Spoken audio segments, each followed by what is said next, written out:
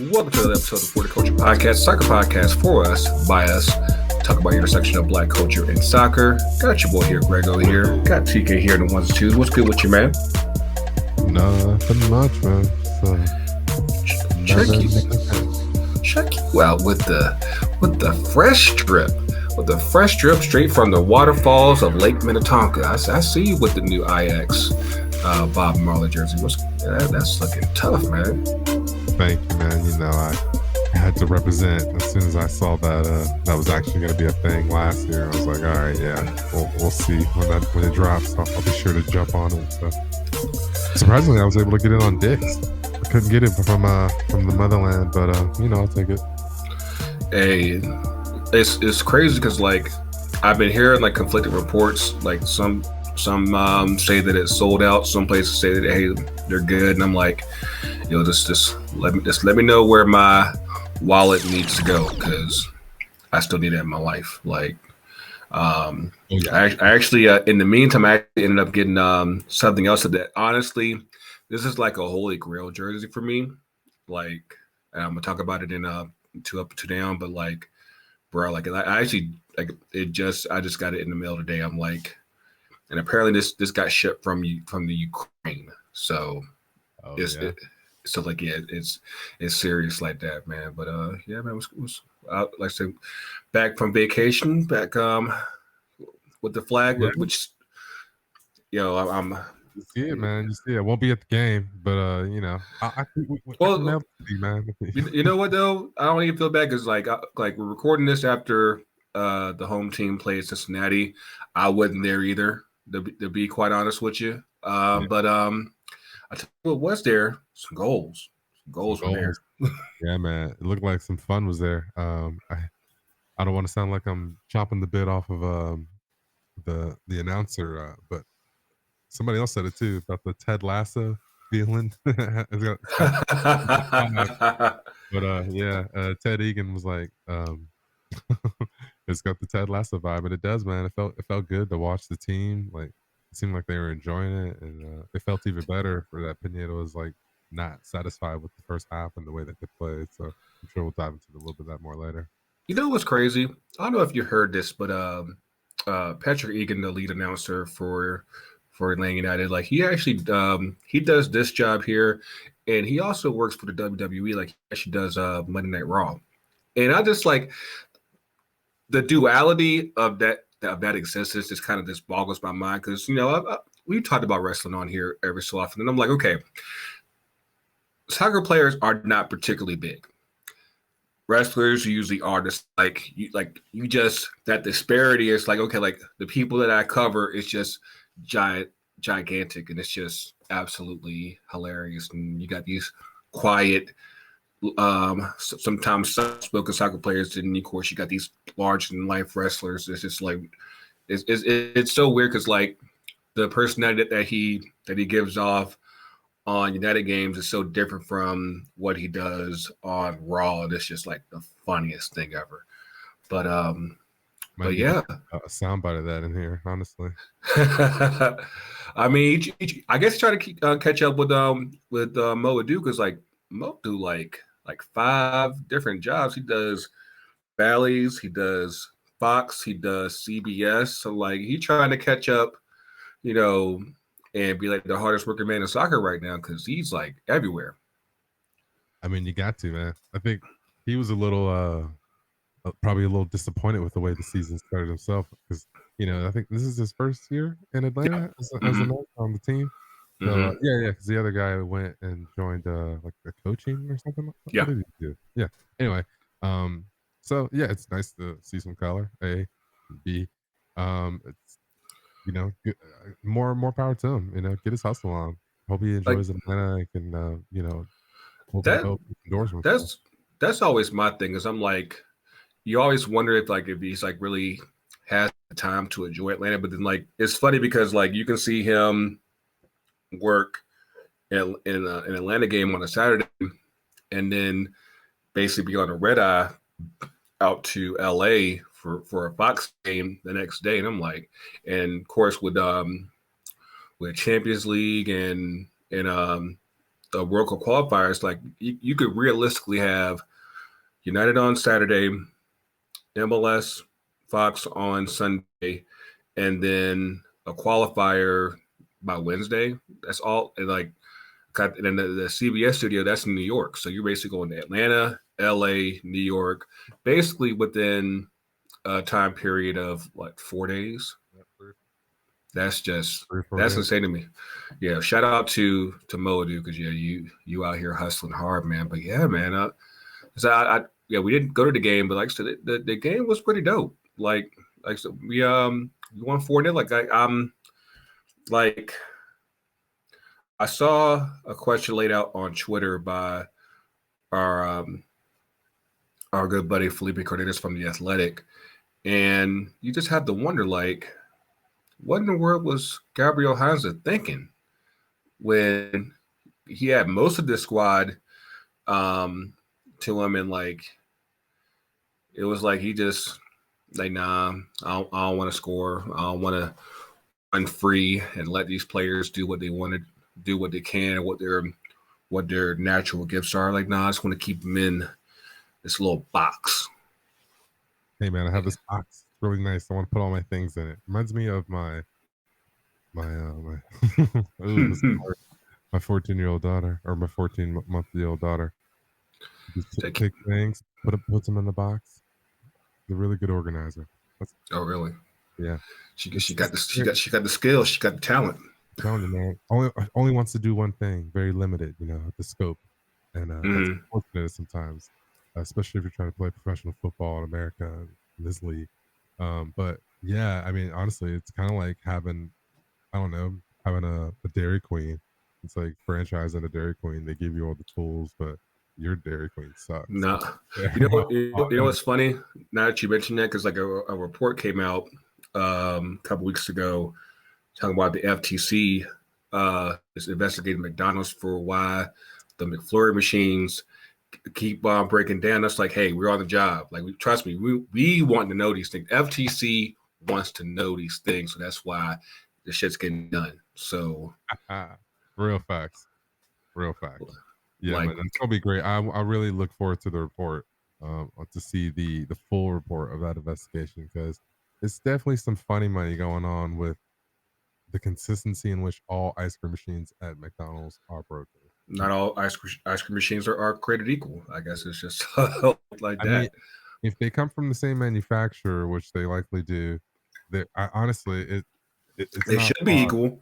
They should be equal. I didn't catch on to this earlier. Honestly, I feel like I had this conversation with a group of people maybe 10 years ago. But, right. This ain't nothing new. Like, but maybe it's just me in the streets.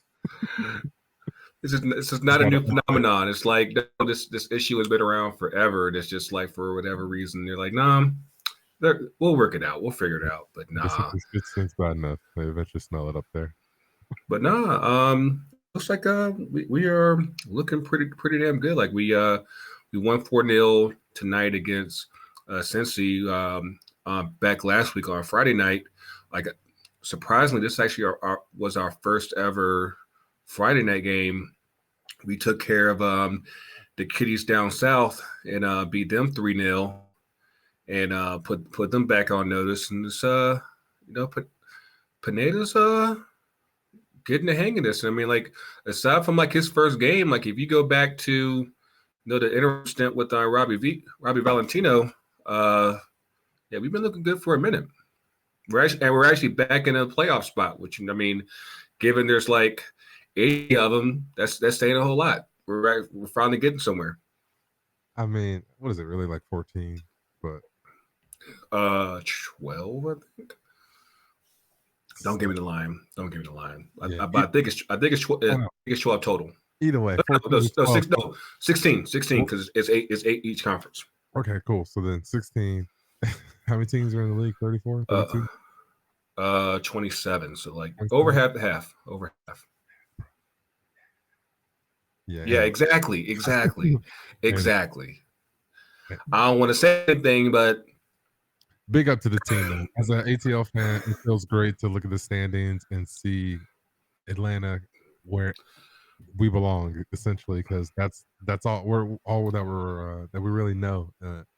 Excluding the I think the season. wild I think the wild thing there is that technically we're like 5 points out of third, and I'm like Yeah, I mean, if we win the that's next 2 games, it's not impossible to catch up on. honestly, all I'm gunning for is second at this point, and it's just like the season that we lost to Toronto in the Conference finals. finals, the conference Mm-hmm. final. Yeah, so yeah, but the following year we won the whole damn thing. So I mean, let's go.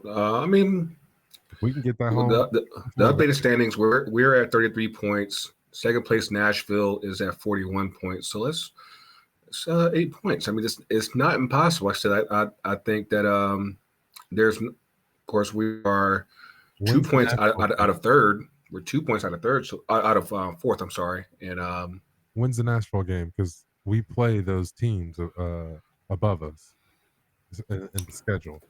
let's So find out.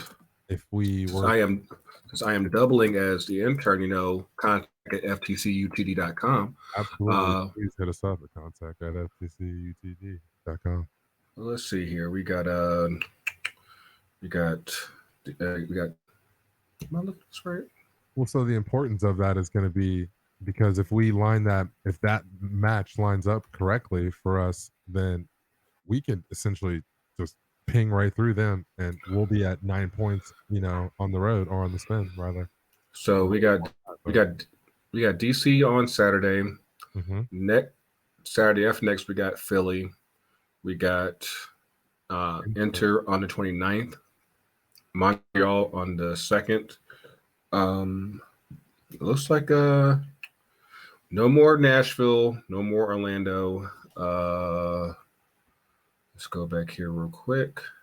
Yeah, we got Montreal, DC. So yeah, like other than yeah, we pretty much play everyone other than Nashville and Orlando and New England. Like everybody else we play. So 10 so games. Yeah, I mean, that's 30 points. Yeah. It can happen. It can definitely happen. We could even catch up to the first place spot if they have a meltdown of some sort. I'm not betting on that one, only because I mean, if there's one thing that Bruce Arena does know, it's MLS, and he seems to have New England humming pretty well. So I'll be okay if we don't finish first, but I do think that at minimum third place is on the table.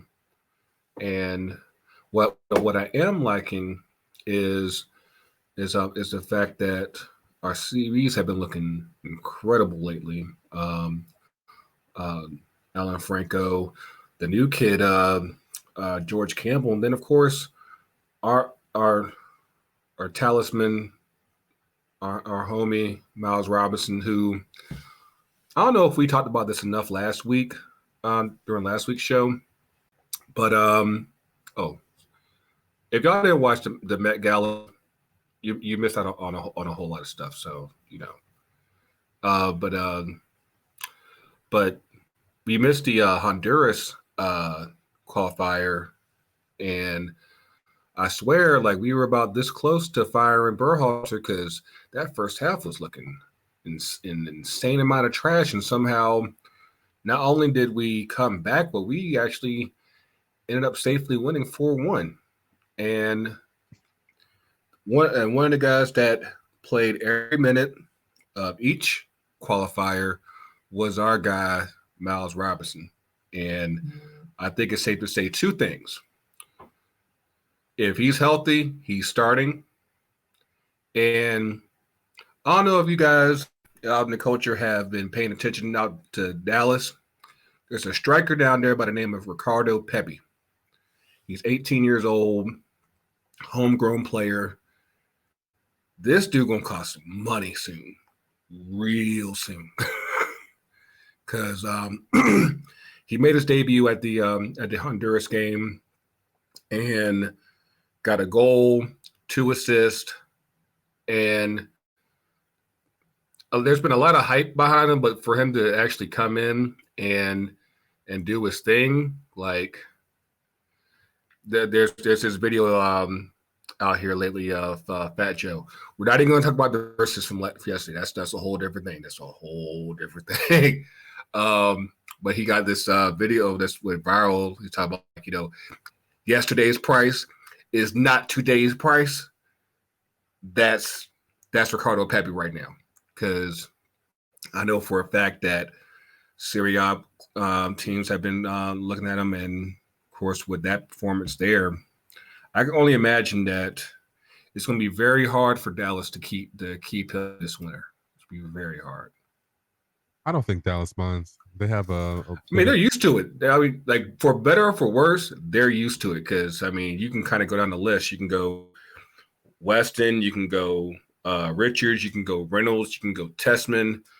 He will only be the latest and latest and greatest that come out of Dallas. So yeah, I think that's just of course rule in there. If you ask any Dallas supporters, I think they getting kind of sick of it. Like we develop all this talent, but we never actually get a winner here. Like, gotta figure something out here. But get his opinion on this.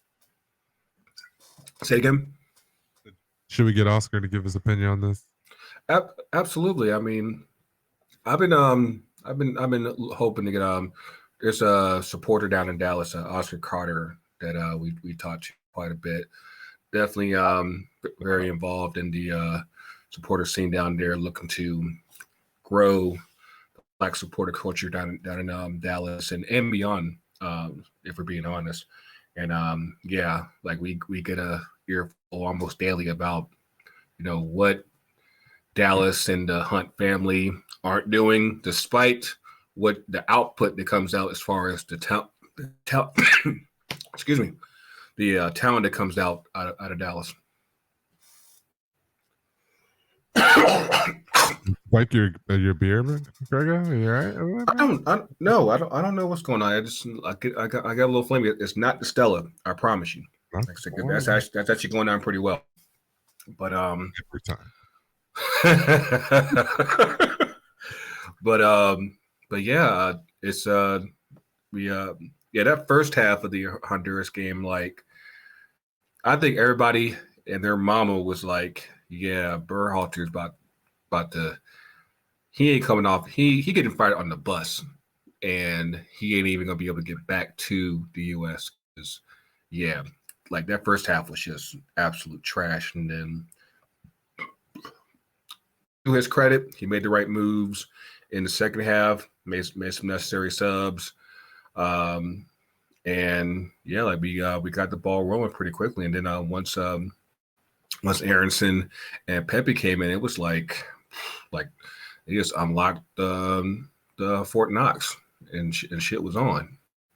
And we went from being 1 down to 4-1. So, Berhalter lives for now, because I think a lot of people were frustrated with those first 2 games, and I think to come out with those 3 games with 5 points to start our qualifiers, I think people will take that. I just think that people want to see everyone together and playing as high as we were that second half in Honduras, because that stretch was very exciting, very, very, very exciting. Yeah, I think that's actually it, man. It's a combination of people wanting to see, the fans knowing the potential of all of the talent on the field and the roster in general, and then wanting to see that, live up to its potential of what we think it should be, even at where these guys are currently all individually at in their game, So I think if we get more of if Berhalter can manage to achieve that, then I'll say he's had a successful tenure as manager of the U.S. men's national team. I could only feel for him. It's mainly because, like, a lot of people say, this is like one of those squads like Belgium was like 10 years ago, where like you just knew you had all this talent and you want to, but then like another cycle, that's when they're all at the peak of their powers, that's when it's like, oh, like we're heavyweights now. And of course, with us going to with us hosting in 2026, it's like, yeah, it's like who's going to be the lucky one to coach the national team for that cycle and whatnot. And and speaking of which, like who might be that manager? One American coach actually had a pretty solid start to his Champions League run on Tuesday. Of course, it happened to be against Man United, and that's okay. That's okay. You know, it happens. But young boys. Yeah, that was very interesting. I'm gonna get the Barcelona guys in a second, but yeah, man, we lost, and not just that. Like, of course, the United. managers, David Wagner, American coach, the player who got the winning goal, Jordan Peacock. I'm like, oh my god, like America just did us up on Tuesday, man. I'm like, I'm not sure how I feel about this, but of course, you're seeing right up here on our on the YouTube course. Make sure you're subscribed to all the podcast apps, YouTube, all that, and all that. But you're seeing on here, Aaron Wan-Bissaka, he caught a red card. I think it was like the 37th minute, I believe. And I'm frustrated by this game for two reasons. One, there was a missed PK call on from on Mr. Ronaldo, and there's two, like if you saw us play over the weekend, like that's the United that I think everyone wants to see, where it's like you're just like you got foots on necks and shit. And like here it was like, I don't know if they just play down at the competition. They're like, hey, we're gonna take a quick trip to Switzerland, chill out for a bit. If you get an early goal, we'll just ride it on out. Nah, you can't do that. You can't do that. I mean, to be fair, do you feel the competition was on the same level? Young boys.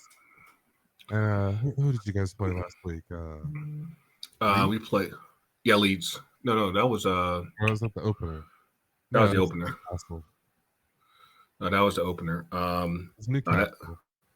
Yeah, it's Newcastle. Yeah, because our guy Miggy, he actually he led a pretty dope counter that got Newcastle's only goal, but yeah, like we beat them 4-1, and like that's what you want to see, is like foots on necks and shit, and it just, you got an early goal from Ronaldo, and it just felt like yeah, the team just kind of just coasted the rest of the way. And then once we went a man down, it was suddenly we once they tied it up, we were on the ropes the rest of the way. And like Jordan Peacock like literally got that game winning goal within like the last kick or two of the game. And like I'm happy for him because that's culture of a club and all that stuff. But it's like, damn, like I didn't want to lose like that, man. I really didn't. It's tough. Great to see it happen. But here's the thing though, because like let me bring this group stage. Yeah, do you have the table? Yeah, because I gotta say something real quick. Like this table was, this Champions League is actually stacked, because like I was trying to keep up with like all the games that were on yesterday and the day. Like you had Inter Milan and Real Madrid. You had Barcelona and Bayern, which we'll get to that one in a second. Like you had Liverpool, Milan. Like they haven't played each other since the 07 Champions League final. And that was a pretty crazy game. Mind you, the craziest game was actually was it Man City and who they play? RB Leipzig. It's like that's another loaded game. Like you're trying to like watch all this stuff. Like I think like 1, 2, 3 of those games were all on the same time. You still had Besiktas, Dortmund. You had Sporting Lisbon versus Ajax, like all at the same time. It's like it's a lot. It's a lot. Yeah, no, you're right. I only caught one match, one or maybe two matches a day. I just And like and that's the tricky thing is because like with even with them, so like they used to always have like all the games like 2:45, 3 o'clock Eastern, and I think last year was the first year they opened things up, and they now have a like a 12:45 or like early afternoon game where it's like 1 o'clock Eastern, and like yeah, like even with that, like it's still a lot. It's still a lot, and like hopefully you guys like I don't know if you've checked out the Galazzo show on CBS Sports and Paramount Plus. Like that's been a pretty good dope thing because it's kind of like NFL Red Zone, where like they kind of bounce around each game and whatnot.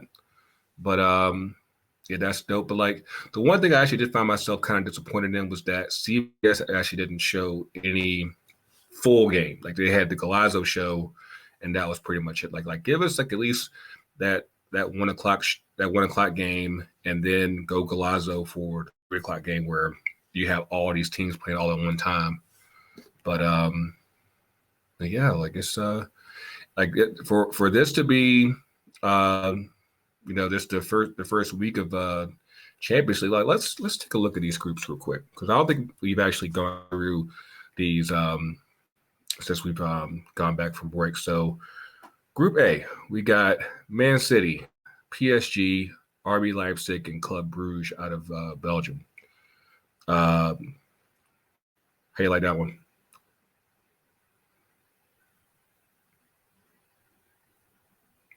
Are you thinking? This is pretty stacked, man. It's honestly you've got four really good clubs to kind of battle this out. Don't sleep on Club Brugge. Honestly, they'll score a goal on you real fast. Clearly. The way that they're playing. Yeah, because they actually drew PSG. They held Mbappe, Messi, and Neymar. Of course, Mbappe got injured during the game, but still won against PSG. So yeah, that was the busy part of my day. I just saw that it was Messi's debut because it literally got notified on all of my devices. It was like the world needed to know. I think that was like his first start. I know he's gotten in off the bench, but I think the other day was his first start. And so I'm gonna say pretty sure it's gonna be actually, you know what? Call it? Oh, okay. All right, yeah. It's gotta be, the third place gets into the Europa League, yeah. So, yeah, I'm gonna say Man City and PSG get the first and second, and Leipzig, they should get third. I was hearing some rumblings on the social, just like I guess like how that game played out. Because mind you, it's 6-3 to Man City, so it wasn't like it was a boring game. right. But I guess there's some questions as far as like how much they're really fighting for our guy Jesse Marsh there, and he might not be long for that world. And I'm hoping that he sticks out there, and he's able to make it work there because obviously he's an American and got the highest profile European job for an American head coach. But I'm hoping that things work out there. So I'm hoping then. So in that regard, I'm hoping that they get third there. Sorry, Bruce. It is what it is. Red card on that too. So yeah. It was an interesting match. We got it was nice to see that we had some culture hit the board. One of the guys from the Chelsea Academy are gonna run over the goals real fast. Aki. Then there was an own goal. Marius scored a penalty. Grealish got on the board. Cancelo and Gabriel from the outside wing. So there's just 6 goals there. Group B, we got Atletico Madrid, Liverpool, Porto, and Milan. Um, Atletico and Porto drew 0-0 today. Liverpool and Milan. That was actually a pretty good game because uh, Liverpool went up early and then Milan dropped two on them before halftime, and Liverpool came back in the second half and won. Of course, like I said, there's a lot of history with those two teams. They played each other in the famous '05 Champions League final in Istanbul. And, they had a rematch 2 years later in Athens. Uh, but they haven't played each other since then. So like it was a incredible atmosphere at Anfield. But yeah, that was a pretty good game. I'm Yeah, gonna. I didn't get to watch this one. I really want to see Tomori got the start, so another Chelsea boy. Yeah, yes, yes, that. And Drew came on as well. See the Chelsea siege is all over the place, son. That's how y'all do it, Yeah, huh? man. Some guys you support for life. At least that's yeah. I feel like you probably have some players you feel the same way about. Everybody except William Gallas, basically. So how you look? How you thinking about Group B? Group B, honestly, I feel like Liverpool's gonna grind it out. That's what they do, but it would be fantastic to see them just get dropped. Although that would really allow them to focus on the Premier League. So I have Liverpool going in third, dropping into Europa Ooh, League. Yeah, upset City. And then I have Madrid winning this, and Milan. I hope. I hope. I hope. you know what's weird is that you have because Zlatan didn't play this game for Milan. I think he was out. He was injured, and so they held their own. So it's like if he can manage to get healthy, they stand a better shot than I think people think. So Yeah, I can hear where you're coming from there. yeah. Tonili came off the bench as well. So I mean, like, I feel like their best players didn't start. I feel like Giroud could have started. Maybe more. I don't know. I don't know. Like I said, I haven't honestly had a chance to watch Milan this season. So maybe Paramount Plus, just not a speculation. plug, but it's Yeah, I there. mean, you wanna throw me that logins? I'm all there. I I got you. I digress. got you. I digress. But yeah, and realistically, it'll probably be Liverpool in second or first. They'll probably squeeze in, and then Milan in third. Uh, Okay. Okay. no high hopes for Porto. In Group C, we got Sporting Lisbon, Borussia Dortmund, Ajax, and Besiktas out of Turkey. Um, how do things start here?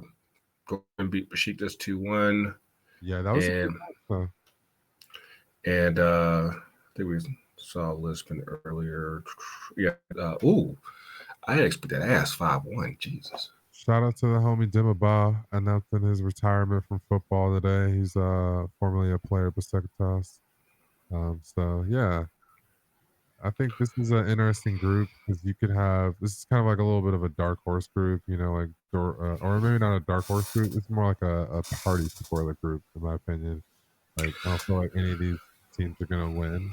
The They can lay a big shit on everybody and be like, yeah, gotcha. They might just ruin it for like a quarterfinal appearance for another team, which is cool. I'm always down for a little bit of that. You know, so I'm gonna go Dortmund first, Ajax second, and Besiktas third. Yeah, I I think have that. Ajax, Dortmund, and Besiktas. Okay. Group D, we got. It's pretty loaded up. Inter, Real Madrid, who played today. Real won 1-0. Shakhtar Donetsk and Sheriff Tiraspol. The Sheriff beat Shakhtar today. I guess there's a new sheriff in town. Hey man, their second appearance in the Champions League. You can't just shrug this team off anymore. I think it's their first time in the Champions League. Of course, they literally have a sheriff star as their logo, which is absolutely funny. Were they But not in qualifiers last season? I think they made qualifiers, but I know they made Champions League. So Oh, yeah, that's kind I of. mean it's close. It's close, but hey, it ain't the bright lights. They ain't getting the champions. They ain't get all that. They Yeah, ain't get that's all a that. qualifier, bro. They get the two. They ain't get all that, man. It's like I'm gonna have to watch the tape delay. Somebody pull up the catalog. uh, Enter. Yeah, it's gonna take a miracle for this not to be Inter and Real make the knockouts. Like Yeah. Shakhtar has like an outside chance, but like even that, of course, they lost today, so I'm not betting Yeah. on that one. Honestly, So they've been floating in the Europa League for the last couple of yeah, years. They used to yeah, be like back that's when. their lane. That's their Yeah. lane. I mean, they were more of a higher profile team when there was you had more Brazilian players that were When you going had them over. Yeah. naturalized Ukrainians. I mean, hey man, there was a pathway going on for sure where they were Brazilians going to the Ukraine, naturalizing them, and then getting that big transfer over to maybe even Italy or France, and then eventually try to get over to England. Willian made the trip, and now he's full circle back to Brazil. So it's a long road from for those players trying to get out of Brazil, man. And did a long way to get back. Say, damn it, I'm trying to go home. Um, Perspective. but Oscar stuck in China. but the one I wanted to get on real quick was Group E, Bayern, Barcelona, Benfica, and Dynamo Kiev. Now we talked about in recent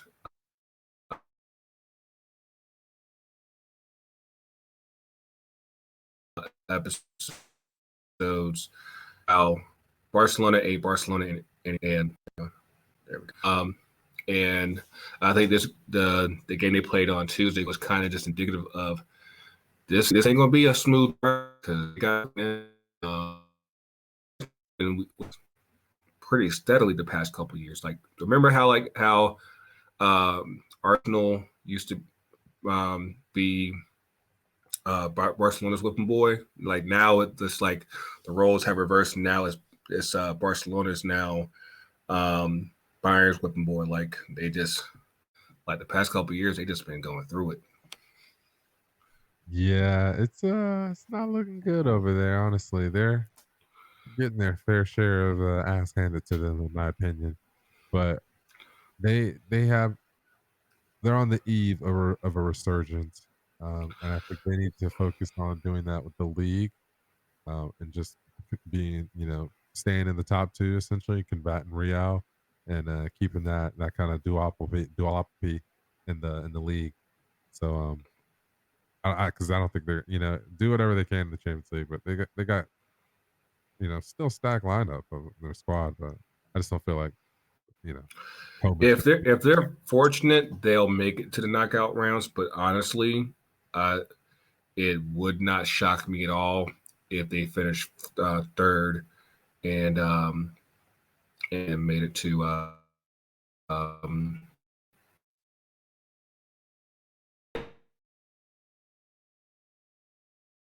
with where they are right now.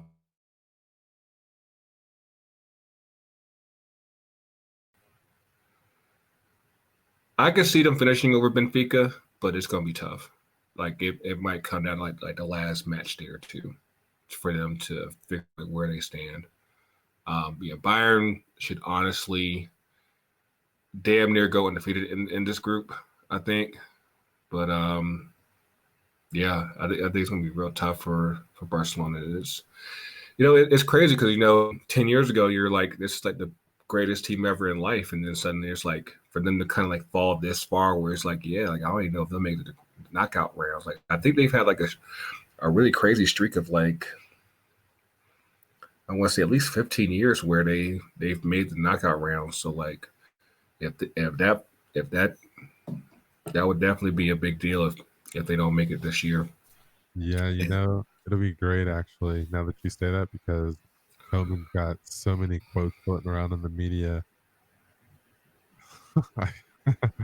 And I could just see the papers of La Marsa. It'd be great, him on the front page. Anyway, uh, And then over here, Group F, we got my boys, Man United, Young Boys, Real, who we played in the Europa League final last year, and Atalanta. So ATATAL Ho is in our group. Yesterday, not all without what happened yesterday, we should still win this group. We should. Now, Villarreal might make this a little interesting. Actually, this is actually a tougher group than exactly. Yeah. Yeah. Now that I think about it, I'm like, yeah, it's actually not an automatic here. But we This should is win this group. why Ole is now having speculation swirl yet again, because this group, Young Boys, are supposed to be the Whipping assumption boys. of a win, and that was Yeah. okay. Well, that'll be our guaranteed 3 points.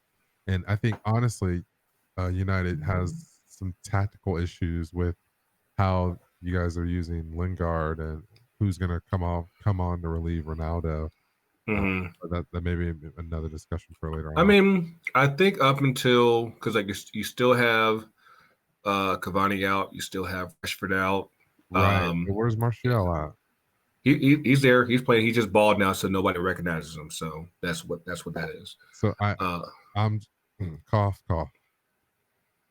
but yeah, but to your point about Ole, like I think there was a stat that came out the other day that he's only won 4 of his last 11 Champions League games, and I think I mentioned this on a couple episodes ago.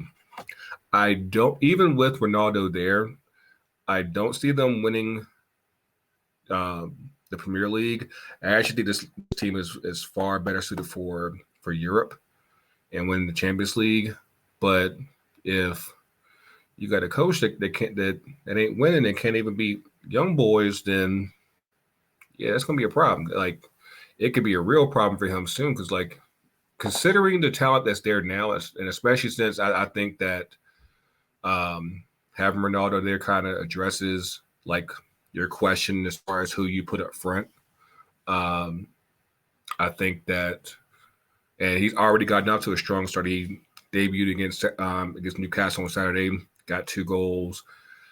He scored the first goal against Young Boys. So like he's already in there. He's already locked in. So it's just a matter of like you got to get everybody else in line because there's a damn good squad there, even without a 6. It's a damn good squad, and yeah, like I think this is the competition that United should be aiming for.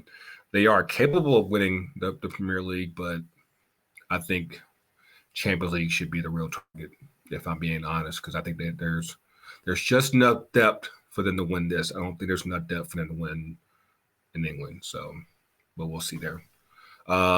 Assuming that could win in England, I don't think you guys they can, but they need breaks because I don't think you guys. I agree with your point that they're not going to win the league. Mm-hmm. But I think that you guys are suited to win a cup. Yeah, definitely. Definitely. You guys should be rooting to win the FA Cup, but I think if you guys really go for the Carabao and just if that's the conversation that Ole is having in the locker room, it's like this season we're going to target this specific competition in Europe, Mm. and we'll troop along in the league and put our best efforts forth or whatever, that makes them, because keep the expectations high, obviously. I think that's where you win your trophy. But I don't know if Ronaldo's going to be able to drag him. It's already proof in the pudding about him being at a team with a younger coach or a manager, a little bit less experience, and not. I think he respects Ole because they played together at, during Ole's last couple of years, and so that relationship's already there. Now, whether or not Ronaldo will kind of undermine him, I don't know if he'll go that far. I think that just a general respect that Ronaldo has for the club, I don't think he would go that crazy. Whereas if it was Juve or Real, it might go a little different. But he knows, like everybody else knows, the boss is still, he's still got a park spot. So if Sir Alex needs to come through and get that belt, shit's on. So, but I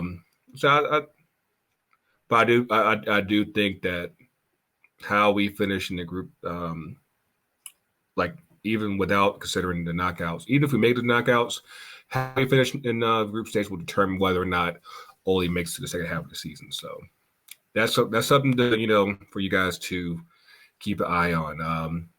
And just to kind of got the last two groups. Group G, we got Lille, Sevilla, Salzburg, and Wolfsburg. That was kind of like Group C, where it's like you don't have teams that would necessarily you think will win, but they can make a real shit sandwich for wherever they get in the knockout rounds. I mean, to be fair, Ajax and Porto or Dortmund were in a final like within the last decade. So no, just Dortmund, just Dortmund. Ajax they made a semifinal. Semifinal, excuse me. Yeah. You're right. But yeah, where am I at? Group G. It's gonna be. I think it's gonna be Lille and Sevilla. They'll ride their high from their respective competitions, and Lille winning the Ligue 1 last season, and Sevilla winning their Europa League. So, yeah. That's my yeah. Pretty much, if Sevilla if Sevilla finishes third, you already know it's a lock for Europa League. It's like, hey, that's another one. It's like that's their lane. That's their lane. And if it happens to be Wolfsburg, then great for them. But I think they're just focused on staying up in the league, honestly. But I'm gonna say for another German team, so we'll see. I'm gonna say Lille and Sevilla for that group. Sevilla probably, because I'd be like, yeah, they could easily just win Europa League, but I think the Salzburg and Wolfsburg are playing. They could still fuck up and still probably finish second there.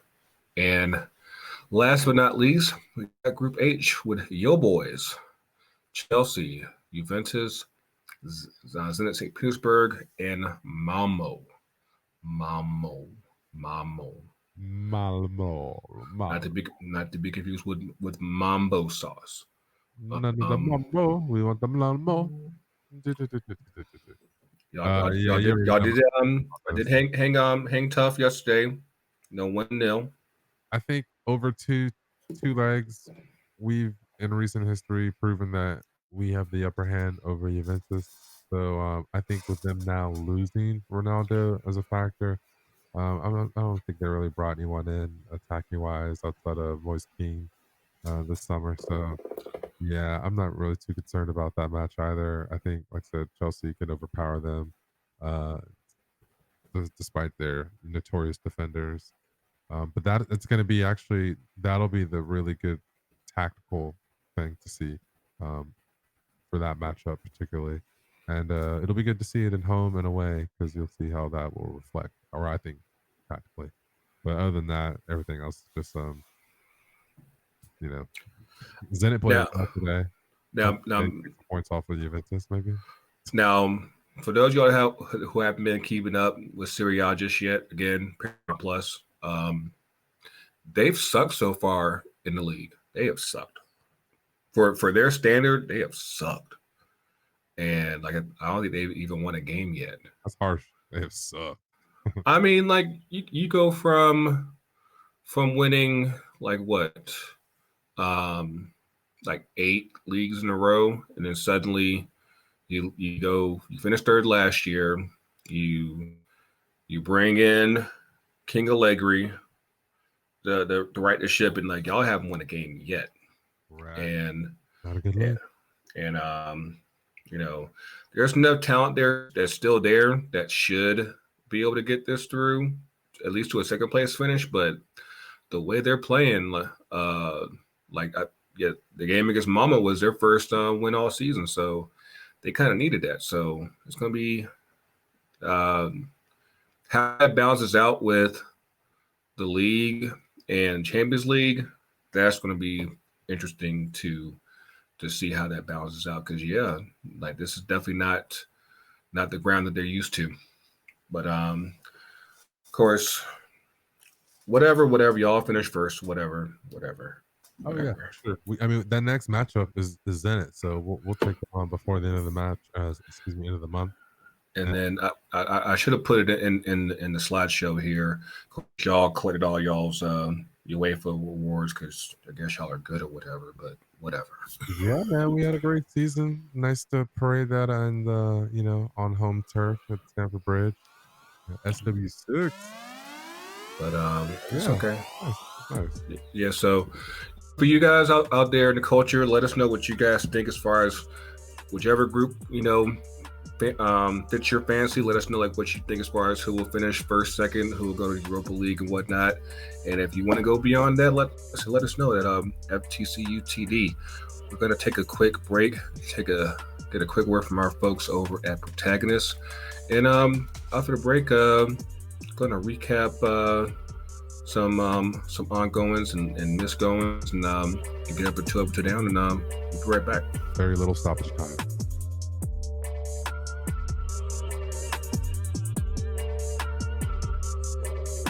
This is an Alliance podcast.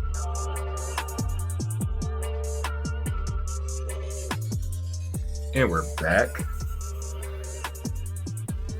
Now, y'all know me. I'm not the biggest Apple head. You know, I finally switched over last year for my birthday. This guy over here, you know, he's the King Apple over and up in this piece. And what you think of that new apples that were unveiled? That's okay. I was kind of already I guess anticipating is the word. Yeah, already anticipating the iPad Mini. That was already in line for a rejuvenation. It's kind of been on the back burner. It's Apple's back burner device, to be totally honest. But coming from I've owned like two maybe iPad Mini, so I personally love them. But I'm already upgraded on the Pro now, so I'm waiting for the new 14 inches, and we'll That's what she see. said. Yeah, I mean it'll be cool. It'll be like the 13 is as far as everything the 13 is minus it not having mini LED. So that's the key factor. But it's got Yeah, good. it's been funny because like they announced a new iPhone and honestly like for it to be like 11 months, like I'm honestly good with my 12. Like I'm not in a huge major rush where like you know what I did like the stuff on the 13 Pro. I guess the Pro Max as well, but other than that, I'm like I'm pretty good. Like I don't need to go out there and rush. I mean, like I know Mayor was talking about you know probably just wait to the 14. That's when I guess the next big jump as far as iPhones will go will come, which is fine. But yeah, I honestly have been very pleased with my 12 um, and my iPad that I got last year. So it's been pretty How's dope. the integration going? Are you feeling more evolved with the ecosystem? Because that's kind of one of really the big selling points with Apple is not necessarily how well the device itself works, but how the device works with other devices. I think I'm still. I said I don't feel totally integrated because I'm still working off a Windows laptop. You know, if you know anyone that wants to come up off a recently used MacBook, tell them to slide in my DMs. And I just go ahead and just get it. But hit me up after the show. that's what's up, man. But this one I wanted to do a quick follow up from something that we talked about last week. L from 2 Cents FC, he plugged the podcast for Kaya McCullough. Kaya McCullough is a former player with the Washington Spirit with the NWSL. A lot of big stories have been coming out the past few months regarding her experience with the Spirit, and had a big article in the Washington Post. And with her podcast, Unfiltered, she basically went into greater detail as far as what happened last year with the Spirit. And I got to be honest with you, between Richie Burke, the head coach, and Steve, the owner, I definitely understand why the sell the team movement is real, because you ever just have people around you that they're so single-minded with their approach that they don't really get what's going on around them. Because, like, I'll give an example as far as what one of the things that Kaya was talking about. There was an incident in training where this was like shortly after the George Floyd incident last year, murder last year, and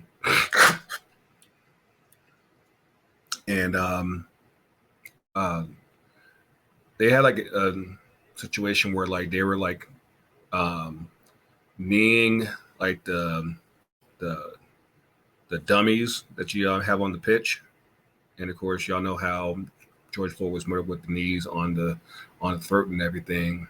And the fact that you would be that tone deaf to, one, try to make a joke out of it, and the excuse was, you know, they weren't even thinking about making it racial. I'm like, you can't just not read the room at that point in time last year to where that would just be cool, where that would just be, even in jest, like, this ain't the time for that. It wasn't the time then, still ain't the time now. And I think I'm like the podcast, if you still have listened to it, it's about an hour long. You can catch it on YouTube and most of the same podcast apps that we're on. And about the 33rd minute of the podcast, I think I heard enough to where, if one, I'm shocked that Richie Burke hasn't been fired yet, still, because I think he's still on technically paid leave. But once this is all settled, I can't imagine him working in a major U.S. club again. I know like he's English, so they might be okay with that stuff over there. But I just can't imagine, especially with him coaching women. I just don't see that happening. And also to that, I think we mentioned last week that Ben Olsen, the former DC United coach, took over as their president. Apparently, he didn't have a great first public interview for the job. I think he something along the lines of he's only watched like 3 Spirit games, and you got to know your product better. Like, yeah. I know you said like you hadn't had a chance to listen to the podcast yet, TK, but yeah, it's unfortunate because you have a player that, because she's basically spoke her mind and she's basically been pushed out of the league. And like, you're talking about like a 23-year-old woman that, you know, just getting her career started. And yeah, it's a good chance that she probably not play again, you know, at least not here. I know like she said that she had tried to play over in Germany after the experience in DC, and yeah, that didn't go too well because she was still just in a bad mental space with everything that happened in DC. And just, you know, I know I've sent out some positive vibes over her way through the socials, because, you know, we all communicate and everything through there. And, you know, it's unfortunate. And the sad thing is, it's not the only. There are more incidents like that out there in the NWSL that haven't gone completely public. And yeah, like there's a lot, especially for what the NWSL is trying to do with growing and gaining increase in exposure. Things like this, you know, this is the kind of stuff that can fuck up a league to where nobody wants to be involved in it, and especially with the positive momentum that's been going on with the Angel City team. That there's supposed to be a team coming in Northern California. I don't know if it has been announced yet, but I think that is on the table. And the league's trying to grow and become more stable, and things like this can jeopardize that in a big way. Nothing. It's okay. I mean, it's unfortunate, honestly. That's the kind of news that, like you said, alluded to, that could certainly just completely crash down on, from a PR standpoint, an entire league, not just one team or front office. So this isn't the dominoes won't just fall on one person. It's so bizarre because, like we mentioned last week, like the league technically doesn't have a collective bargaining agreement. So in a lot of cases, the work environments that are established with certain teams, they're basically at the will of that coach or that front office. And so if a coach has beef with you for whatever reason, like he didn't like how the laces in your boots looked, you could be on the bench and that be that. And that's no way for a league to operate. And so hopefully once the off season comes, they can address this in totality. Another thing that that's been on my mind with that with the NWSL, they just announced this past week that their NWSL final is going to be in Portland this year, but a crazy start time. So like they're going on big CBS this year, but of course with it being fall and football season just getting started, you have a limited airtime that you can use, and they put the game on at noon on a Saturday Eastern time. So that means it's noon here, but in Portland where the game is at, it's 9 a.m.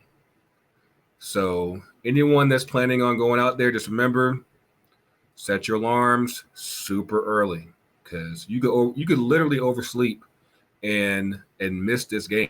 Like, it is that early out there, and that's just unfortunate because you do want the platform of exposing the league in the championship game. But yeah, if you knew that the game's going to be, if you only had the 12 o'clock slot, it probably would have been more beneficial to get it in a venue that is probably more beneficial to both your interest as well as the fans that are trying to attend. Because you'll probably literally have people still walking in at halftime talking about, yo, last night was crazy, man. Like I'm just getting up, bro.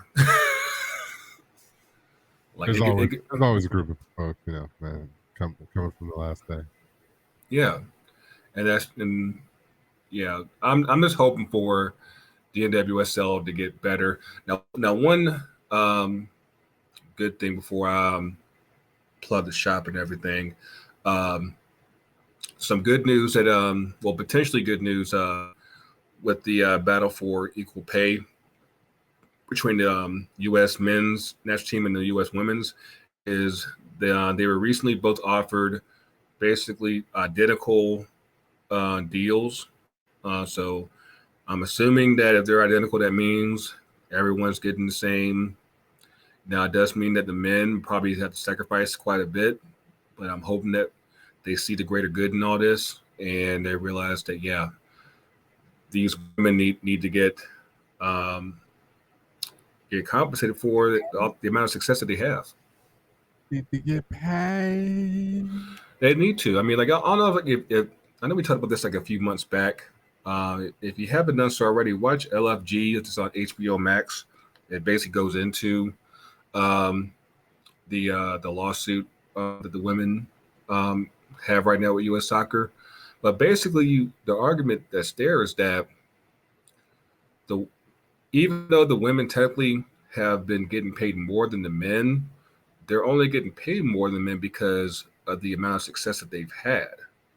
If they were just as average as the men, they'd be making a whole lot less. And that's where the argument is. Like they basically have to be successful in order to make as much, if not more, than the men. Whereas the men to subparness is what yeah.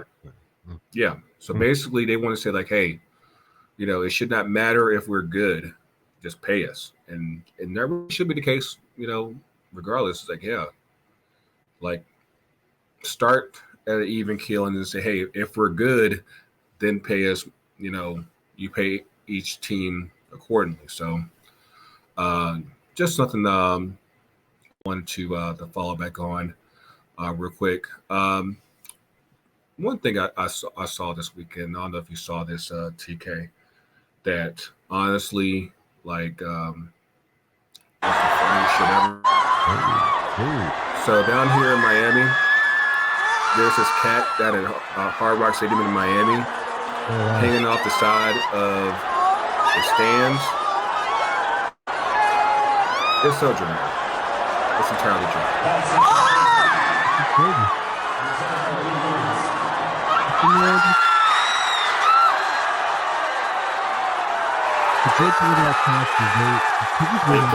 They caught the cat. Someone caught the cat. Now, what you don't see is like the guys who caught the cat first of all, the cat was pissing on everybody from when they were hanging up top and everything. That's most unfortunate. And like when they caught him, it was like the Lion King Circle of Life, where it is like holding them up in the air. That's why you had everybody cheer like it was a Super Bowl and everything, because like, oh my God, they got it. Because yeah, that's. I think I've been to the Hard Rock before the renovation, and yeah, that's not a smooth drop, I'm sure, and yeah, entirely dramatic and crazy. But yeah, I if y'all haven't seen it, yeah, just look up. I think it's like cat falling from Hard Rock, something like that. And yeah, you'll see dozens of videos on that.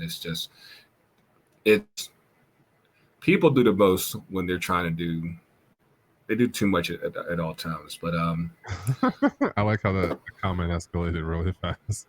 Yeah, but of course, if you see down here on the YouTube, you see our new Legends of the Culture hoodies. You got over here on the left, you got Brianna Scurry, from the U.S. Women's National Team. We got O Phenomenal himself, Ronaldo, Brazilian Ronaldo, over here to the right, and down in the middle, you got Sadio Mane. So we're doing this different, a little different this year, because honestly, we have quite a bit of hoodies available, and we want to make sure that everyone kind of gets their fair time to shine, and you're not just sitting there in the store and whatnot. So these 3 hoodies will be available for 1 month. It's you'll see these drop when the episode drops on Thursday. You will see these drop on FTCUTD.myshopify.com. So basically, from the 16th of September to the 16th of October, you will see these up. Once the 16th pass, we'll drop, and we'll announce the next set of hoodies for October, probably in a few weeks or so. So definitely take advantage of the time that you have. Don't spend all your money and forget about these hoodies, because once October 16th hits, a new set's coming. So so whether you want to support Brian Scurry, Sadio Mane, or the original OG Ronaldo, definitely go to FTCUTD.shopify.com. And of course, get your name sets. So we're in the process of doing some reshuffling with the store right now. I think right now we just have like a handful of shirts and hats, and of course always the name sets. But yeah, we're in the process of throwing in some new looks on the store. Hopefully, if I can get these guys all together in one spot, finally we can do some shoots or whatever. But yeah, yeah, definitely keep supporting us. We try to use some money from this to help the podcast grow, especially with we got a lot of big things coming up in the next couple months that we'll be happy to announce going in the next month and everything. And yeah, just keep supporting us. Leave your comments on the YouTube channel. Make sure you're subscribing on the podcast favorite podcast apps, and just keep spreading the word, because we're still trying to keep going. Like you have not seen our ultimate form yet. You haven't. So yeah, we definitely do appreciate all the support, man. We have not revealed our true self to you. But yeah, man. We don't have a super huge show this week, so let's hop up in this 2 up and 2 down. Lightning fast second half. Yeah. So United style home team. So shout out to the home team for getting it back together, for being the Atlanta United that I fell in love with. Damn it, feels good, and I like to feel good. So shout out to the home team. Shout out to my partner Katie. I love you. Thank you for tolerating my intolerable ass for the last 7 years. It's been a long ride. So there we go. Why Grego gets the picture right for those of us YouTubing this. Everyone else can just enjoy. There we go. There we go. I can just. Oh, this is nice. Yeah, there we go. YouTubers are going to appreciate this. This is an upgrade. Also, we're now in 4K. So shout out to the home team as well. All the production for the podcast. It's we're working to try to bring the quality up and make this more of an entertaining and full immersive experience for you, the listeners. So of course we sincerely appreciate all your support. We want to continue to grind out these episodes for you. So yeah, just shout out to the team. Like I said, it's my anniversary, 7 years in the hole. So shout out to my partner Katie. Shout out to the home team. I don't know if shout out to Big E. Yeah, my daughter gets all the shine. So want to spread the shine to the mama. So yeah, I don't know if I have downs though this week. Sometimes it happens like that. Yeah, I suppose so. Yeah, I don't know if I really have downs, honestly, Grego. Yeah. No, you just came back from vacation. Yeah. Oh, also another shout out to McLaren doing the damn thing. Whoa, man. Yo! Speaking of which, I know you saw that crash on Sunday, bro. Yeah, I mean, shout out to the Halo. I mean, like I said, I can't even turn. Yeah, literally, shout out to the Halo. Like shout out to the new safety regulations for motorsports and Formula One, because without that, we would have had several deaths in the last 3 years, 4 years, where there's been some crazy crashes. And the onset of Formula One's popularity in America has seen a huge tick and increase due to the popularity of the Netflix show. So shout out to Netflix, let me ask you this. Whose fault was it? Honestly, it's a racing incident. I think it's both of their faults, or I think both drivers are somewhat at fault. They knew, like, they're jockeying for position, and the points are there on to be grabbed. From Max's perspective, he's never going to give in. He's that kind of driver, and it's two drivers that have the same mentality. And I think with Lewis just being positionally on the inside of this particular incident and Max being on the outside, it's a right-handed chicane and then a left-hander. So on the inside of that left turn, on the first right-hander before you make the left, there's a huge bump. So I think that's the only factor in here that, if you really wanted to analyze this, I guess, which is what we're doing now, but that's the only factor. The drivers know that bump is there. The drivers know that if you hit that bump, the car is going to fly into the air in some capacity. At the speed that they're going, you can kind of have an idea in your head of how that is potentially going to end. So I think from a responsibility factor, Max should have just took the cutoff, and he could have surrendered that position to Lewis. There was 22, 23 more laps of that race to run, and we could have had more, more of that will-to-will entertainment driving that essentially we all like to see. So that's what's good. Instead, they both lost out. The fans lost out. So that's unfortunate. So I guess if you want to make that a down, sure. But Lewis I think I saw. Hamilton, Was someone from Australia or New Zealand that won the race? yeah. So the driver who won the race, some parity in this, is he used to be on the Red Bull team. The last time he was doing his damn thing, Daniel Ricardo. Shout out to Daniel Ricardo. Now the McLaren team. Also shout out to Lando Norris, also of the McLaren team. They did the first 1-2 of any team in this season. So and I think it's been longer since that's happened. But yeah, we'll have to get the stats somewhere. Stat boy, get some stats on there. That's down here. I will say one thing to kind of just wrap up that situation. I'll be damned if I drink champagne out of a race sneaker.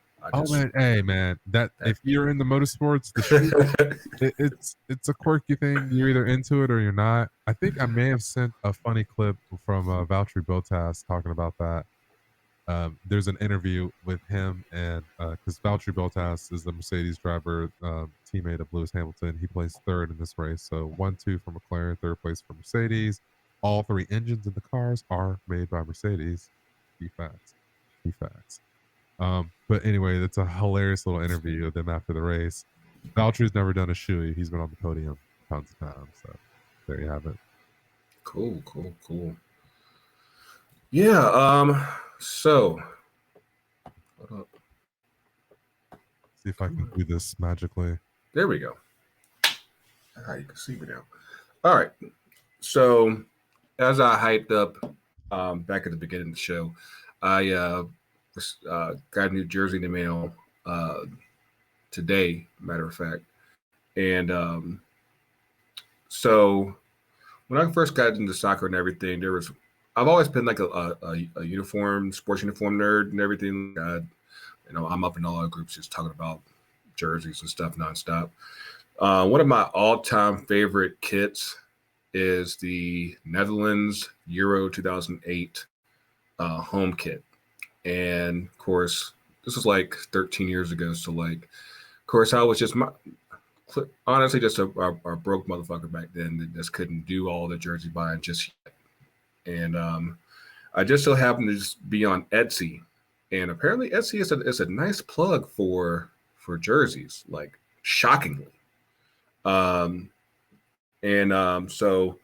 I managed to get this straight from Ukraine.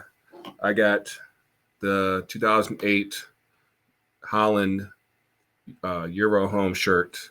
This is like one of my holy grails because like that Euro 08 squad, Ruud van Nistelrooy, Robin, Snyder, Van der Vaart, Van der Star was still on the team, Danny Heidinga, like pretty much like at least half the guys that made it to the 2010 World Cup final, yeah, they were on the squad except for Ruud, but yeah, Van Persie, like. But yeah, like that was a fun ass team to watch. They had Italy and France in the same group. They basically mollywopped both of them. They got upset by Russia in the quarterfinals, if I'm not mistaken. And yeah, just that squad should have honestly made a fun because I think they probably had the best group performance outside of Spain, which of course ended up winning on the tournament that year. But yeah, I loved the royal colors on the collar and how it split up with the white. And yeah, like of course, I wish I had the pictures and everything. You probably had to do it in post production, like they had. Basically, it was like orange, white, and sky blue socks, and yeah, like the whole look was just. But yeah, like 13. This is literally 13 years in the making right there. Like I'm beyond hype for this one. I'm still, of course, like I said, for some reason I did not realize Etsy just had all these different plugs. Like I don't know if they're just remakes, but they're damn good remakes. But this one actually looks pretty like authentic. Like it's still got like the woven crest and everything, and it's actually still in pretty shape for it to be 13 years old. But Don't yeah, sleep like on the Ukraine and Eastern European.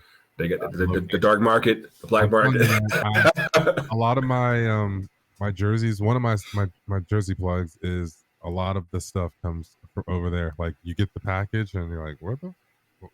I didn't order anything from DHgate, and then oh, and you know you're like, the funniest part was like pulling up the tracking. Of course, it takes me to this Ukrainian shipping website. And I was like, yeah, of course you got to translate all that shit, and like hopefully they have something with the U.S. Post Office that says like, okay, where is this hat? And but yeah, I'm beyond glad. Like I don't even know if I'm going to customize it. I'm like I might just leave this one as is and just marvel in its glory and everything. But yeah, congrats on that. That's I'm sure that feels amazing. I know. I still want to get the France 06 away jersey. And I don't know if y'all have heard. Like I said, I'm a Uniters, like just to kind of give y'all a heads up as far as what's coming in the future. I don't know if y'all remember like the Adidas templates from that 06 year, that World Cup year. One that France wore, Real Madrid. I think Beckham's last Real Madrid jersey and everything. Those templates are actually coming back next year. So a lot of going into the World Cup year. So be on the lookout for that. And so a lot of retro looks are going to come back in full effect next year. Of course, we at the home team, that I wouldn't be surprised if we get that for the away kit. So is 20 years really retro? That what's called the team guy. So yeah, the 06, yeah. That's at this point it's like 15 years now. So yeah, it's retro. I don't know. I'm gonna because like how they did with the MLS kits last year. Like that was the idea was retro. Of course, they just ran it into the ground. But yeah, but I was like close to the 30 years. What? Yeah. But like early 90s or late 90s. Pardon me. I think with what they did with the last World Cup, with I think it was like the 94 redo. Now it's like, okay, let's fast forward again. Let's rewind again and do another famous template, and that's where the team guys units are coming back. But it's like I said, like two World Cups. 20. Germany had the best kit. Yeah, and it was a throwback. They had the half red black sleeve and the rest was red. Like yeah. It was. I can't remember. Yeah. All right. So we know at least we're talking about the same thing. Yeah. Told you. I know my unis. If nothing else, I know my unis. But yeah, definitely looking forward to what Adidas does next year with their kits. Also, shout out to PAS Master, which also does a FIFA kit creator. They've been plugging some of the kits that I've been doing on their website, and I fuck around a lot of work when I'm on my downtime. So yeah, I make kits. I do that shit. Like yeah, it's that's what gets me through the day. So if you haven't done so, like I said, check out FIFA Kit Creator. Of course, these kits you actually can put on. You actually can use for FIFA 21, and I'm assuming for the FIFA 22. They also have one for Pro Evolution Soccer. The FTC pack. Grego's not going to plug himself, so I will do it for him.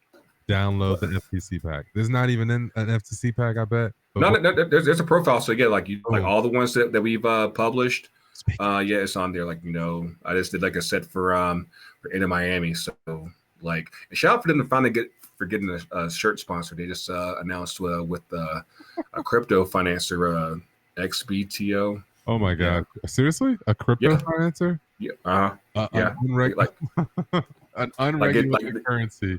They just announced it tonight. So that has to be an up. There's no way that can be a down because it goes with the comment that you made maybe 3 to 4 episodes ago about the Pantine villain. Oh yeah. Being the shadow and being. But yeah, I guess I don't have it down. Like, my cousin's getting married on Friday. You got homies coming in town this weekend for the game with DC United, so it should be a good time this weekend. Hopefully, you guys will have a good time yourselves, whatever it is that you're doing this week. Of course, once again, Legends of the Culture hoodies come out Thursday at FTCUTD.myshopify.com. Of course, make sure you subscribe to the show here on YouTube, your favorite podcast apps, and if you need good sound equipment, make sure you help Gotham Sound because, the homie over here, he's your hookup. Holla if you hear me. And as always, you can hit us on social at FTC UTD. Really? I unmute myself, so there's a typical TK pause, and that was the only nuance I could think was a little Boys the Man. Cool. But yeah, Instagram, Facebook, Twitter. I said the TikTok is still there. The FTC UTD Pod. So we put up videos every so often, but yeah, that's it. This is a shorter episode, but it's still fun. But hopefully you enjoyed this episode. Hopefully we'll see you next week. I know we were supposed to have the elders from One Knoxville. I see they're actually coming next week. The schedules got mixed up, and they keep scheduling games on Tuesdays, and it jacks up our shits. But they will be on next week. So we'll have the founder of One Knoxville SC and also the head coach of One Knoxville SC. That's USL League 2. But yeah, that's all we got. So for TK, for Mayor, for the culture is real. Culture's everywhere. Keep wearing your mask. Keep getting. If you haven't done so already, stop playing. Get vaxxed. We'll see y'all soon. And we out.